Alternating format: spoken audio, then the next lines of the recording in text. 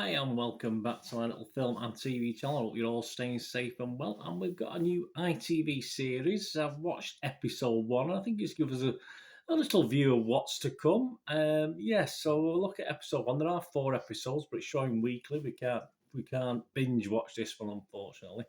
It's an ITV crime drama, and it's called Ridley. So we're going to have a look at that today. Please, if you are new to the channel, push that subscribe button, push the bell notifications so these vlogs are coming out. I try and inform and I try and entertain if I can. If there's something entertaining to watch, I can try and be entertaining to talk about it. But we'll see with this one. I don't particularly agree with the reviews so far that we're getting from the public because it's early days. It only, as I'm recording this, it was on ITV last night. So please, thumbs up, guys. If you like what you see, you can give us a thumbs up. Make an old TV drama film watch. You're very, very happy. Yes, Ridley on ITV. About 80 minutes when you take out all the adverts, etc. per episode. And it's a British police procedural drama in 4 episodes. They're all independent stories. So obviously obviously the certain characters will be in it all the way through. But 4 independent stories.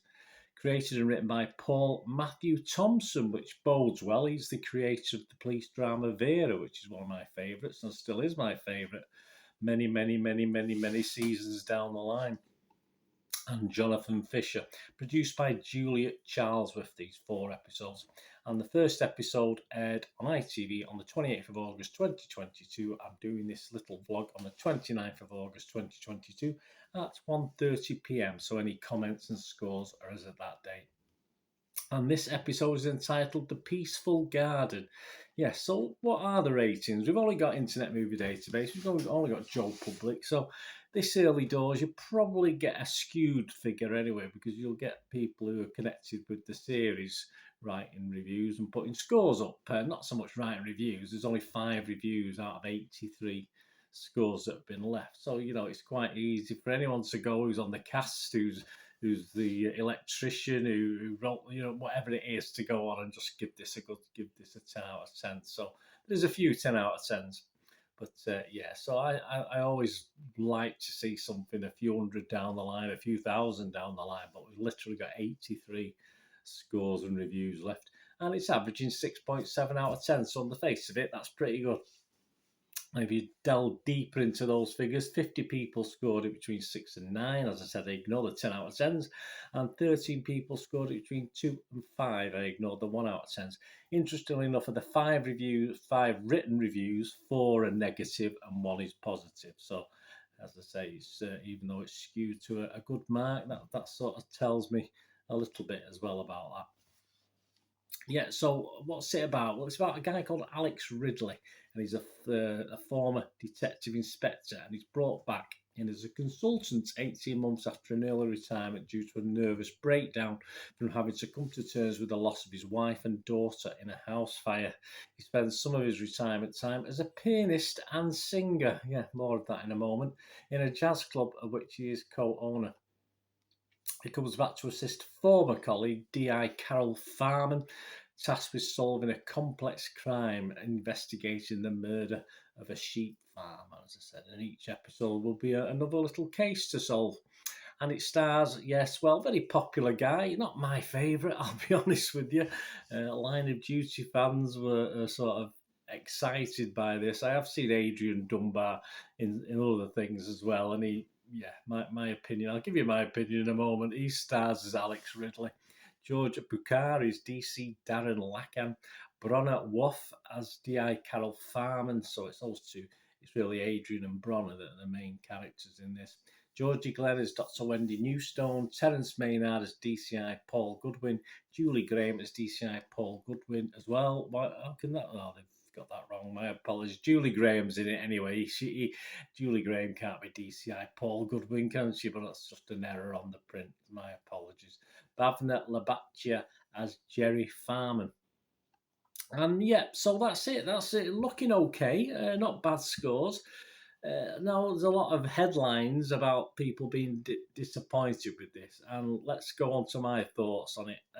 There is a full spectrum of talent, acting talent, familiar over many years. If you watch UK dramas, from the soaps to the crime dramas, I'm sure some of these guys have been in Vera over the years as well. There's a full extent, a full array of talent. Well, let's say I'll use the word talent very loosely, because yeah, sadly, some of the newer faces in this are not the greatest actors, a bit wooden, which you do tend to get in some of these British drama series, police series. So that's no surprise, but unfortunately, some of the old hands aren't exactly that much better either. So it's a big mishmash of okay, nothing outstanding, okay actors and pretty poor actors, and that's just par for the course. As long as we've got a good story, something to get involved in, and something gritty, is that we can put up with that. I mean, as I said, Vera doesn't always hit the nail on the head as far as acting is concerned, but hey, Vera's quirky. She is what she is. She's a character. She's a character-driven police drama, and we love watching Vera. Do we love watching Adrian Dunbar's character? Well, yeah, perhaps not so much, or I don't anyway. This is a personal thing, guys. I mean, I've always thought he's got the charisma of a piece of wood or a brick. I just can't. I never sort of grew into him in Line of Duty. I think he was okay in one or two early series, and then he just wore me down. I just felt as I didn't really want to. He's not a sort of character I want to watch. I have no real interest, and he plays in this. He plays a similar sort of a little bit more laid back in this, because he's a bit, obviously said he's had a nervous breakdown, etc. But this is probably even worse in this than his character in Line of Duty. So him as a lead and the main lead left me a little bit uninspired, and I'm not going to mention. I will mention, but I'm not going to mention his piano playing, which is fair enough. But he does bang out a couple of songs in this as well, and I must admit it did make me cringe. So expect a Christmas CD anytime soon, guys, for this. But yeah, it wasn't for me, I'm afraid. And yes, alongside, but we mentioned Bronner Waff, didn't we? Or is that how you pronounce it? My apologies if you don't. It's sort of Dunbar's foil in this, if you like. And again, just lacks energy, just lacks oomph for me. I have no watching the two on screen for an hour and 20 minutes, whichever it was. It was all a bit bland for me, guys.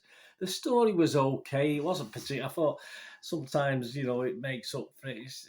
I like a nice dark police thriller, unless it's something like Vera, which can be dark. But obviously, it's the character. But at least if we don't like the characters, let's get a good story. And the story, it's just pretty formulaic, nothing special. You can probably more or less guess the ending quite quickly, and it's just a pretty routine A to Z story, a police procedural drama, and it's a little bit disappointing.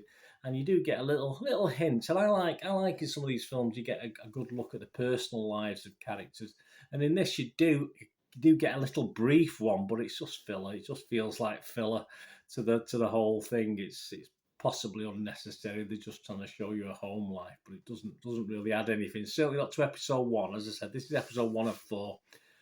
Just very formulaic and a basic who done it, if you like. It may improve, it may get better, but as I said, the big turn off for me is the two main characters. I just at this point in time, I'm not overly.